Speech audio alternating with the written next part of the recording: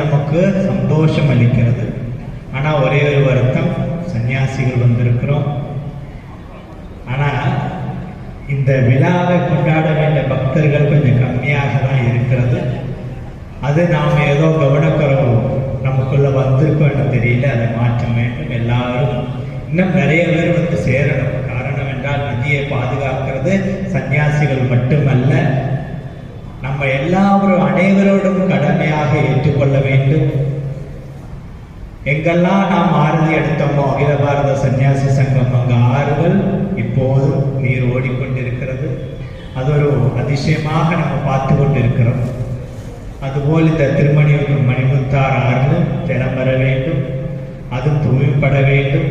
இன்னைக்கு நாம ஆறெல்லாம் கவனிப்பதில்லை, ஆறெல்லாம் நமக்கு தேவையில்லை. என்ன பாட்டில தண்ணி வருது சந்தோஷப்படுகிறோம், பைப்பில் தண்ணி வருது சந்தோஷம். அதல்ல, நமக்கு ஆத்துல